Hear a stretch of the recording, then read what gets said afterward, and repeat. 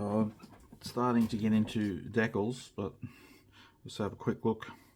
So I've painted in the anti-glare, the nose and the tail colours. So I just masked off each. I did the black first, masked it off. And what I do, if I'm doing a natural metal finish, normally when I mask off to paint the colour, I keep that mask there and I use the Mr. Colour, the Super Clear 3 to gloss coat it, because I've used the can't think of the name now, the gauzy, AK gauzy for the metal work. You can use gauzy over painted normal paint, that's no problem, but just while it was masked, it was just quicker to do it that way, other than if I took it off then I'd have to spray it all again with the gauzy. Well, I don't have to, but it's plus the Mr. Colour Clear dries quicker. There's a long-winded way to get where I was going. What I like, what they've done with the stencil sheet data, is they've put it in sections. So they got it's a glare. So they got it, the dotted line around. It's got the bottom few decals. So all the decals I'm doing on the bottom of the aircraft are in that section. And they got the top, right, left, and you got your weapons and your drop tanks. So that's pretty cool how I've done that. Just makes it easier finding numbers. I'm putting them on. Whether you would want to put all these tiny decals on, it's up to yourself. Sometimes I don't worry about really small ones if you can hardly see them. But I will also say that the writing is all legible. It's actual words, as in you've probably seen some, you might get sometimes brands or companies in 1/48 scale, your smaller stencil data might just be a little squiggly line or a line or something. These are actually words, so they have made the effort. And also putting decals onto a natural metal finish, I always use the microsol. More aggressive ones might, well, they can and will, if you're a bit heavy-handed with your solution, they'll eat away your metal paint and damage it. And then you can touch it up, but then you got to be careful overspray and whatnot. So I'm just going to continue on now. I'm going to put these decals on the underside.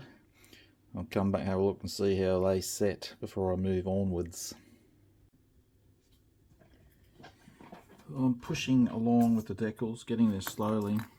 So obviously I'm doing a combination of the MiniArt kit decals and the Kits World decals for the aircraft name and the code and the serial number. So you can see, let's be careful I hold this, I'm still got wet decals, that the star, I don't know if that's showing, it's setting down pretty good. It's had a couple of coats of microsol. They're reasonably, they're not too thick, they're reasonable thickness.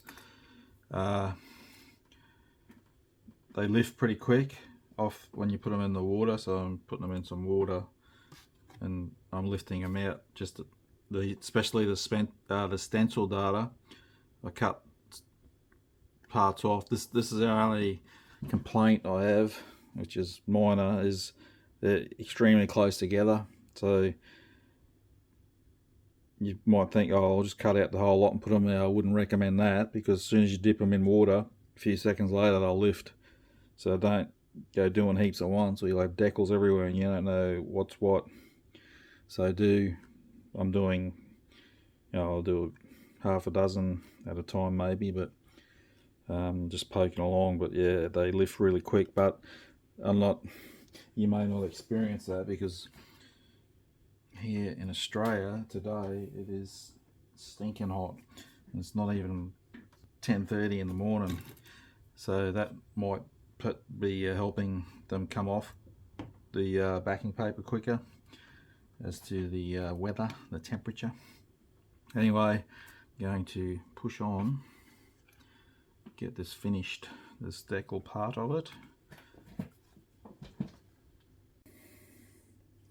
Okay, decal's all done. They've set quick because it's so bloody hot. So I'm in process of putting on I'm just using the wash like you will see I normally use for aircraft. It's easy, fluorine mold wash, and I'm just gonna put it all on like so. And hopefully that'll all get in those rivet details. Cover the whole model. I'll probably even do the wheel bays with it, and then wipe it all back and I can start getting it together. And I also will spray in some just lightly some gun stains. Okay, wash on and knocked off, and I don't know if you can see or not, but by doing the wash I've dulled down the metallic look, and I'm really liking it. It's knocked it back because it was too bright. So I've got to do under the wing still yet, but yeah, so I'm liking how that's looking. When it's finished wiping back, I'm not giving it another clear coat, I'm just leaving it as is, and then I'm going to add all the remaining parts. I'm going to have to, because I use the Tamiya propeller, the pin is too big for the MiniArt engine, so I'm going to have to cut that off, get some brass tube and find brass tube that fits and put it into there like that. What else I need to, paint in the, hang on, the lights. So those 3 lights, and also I didn't mention with the decals, this decal is cut out to fit around those lights, which is a really nice touch because most manufacturers don't do that. Usually you got to either chip the decal out later on or whatnot. So I don't know if that show, I did really subtle exhaust stains, gun stains, and I did some on the ejection chutes, and I did some staining for the exhaust, just subtle because it's on the brighter side on the look of the aircraft. So next time we have a look, it will be all over. Okay, there it is, all done. So overall, personally for myself, I'm disappointed with the kit. As you saw along the way, the cowl, the 4-piece cowl, how it fit to the engine, the stabilizers were too narrow for the route to the fuselage. I had to sand it down to make it flush. Since my last bit where I showed the wash, I broke the mount for the tail wheel, and I broke the pitot, just cutting it, trying to trim it, clean it up off the sprue. So that's out of the Tamiya kit. It's the plastic is just brittle. Disappointing in that aspect of it as well. So now whenever I get around to building my Tamiya kit, I'm going to have to get some aftermarket to replace what I used on this. But on the positive side, it's got all that lovely rivet detail and the panel line detail, which you won't get on the older kits, obviously. If you want a easy build P-47, I'd go with Hasegawa or Tamiya still, but MiniArt will release different variants. They've already got the box art out for the next one, and if I held off, I could have used that one for the bare metal. But anyway, yeah, Tamiya and Hasegawa go together easier, and they're still nice kits. What this one is bringing to the table is the extra details and the rivets. And of course this is just the basic kit. When the advanced kit comes out, you get a full engine that you can build, but honestly I don't think I'd be tackling that one with the hassles I had with this one.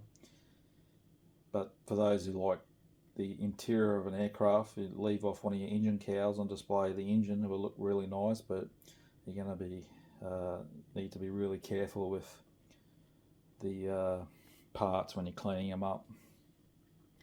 The MiniArt decals, they performed alright with microsol. As I mentioned, it's doing the natural metal. I always use the microsol for decals. The stars are the MiniArt ones, even though I had the stars for the Miss Caesar on the Kits World sheet. I used the MiniArt stars because I wanted to see how they performed, and they performed well. So the only decals I used were the serial number and the aircraft number, and the nose art, of course. Yeah, so hopefully if you've watched along, you know what to look out for when you build yours.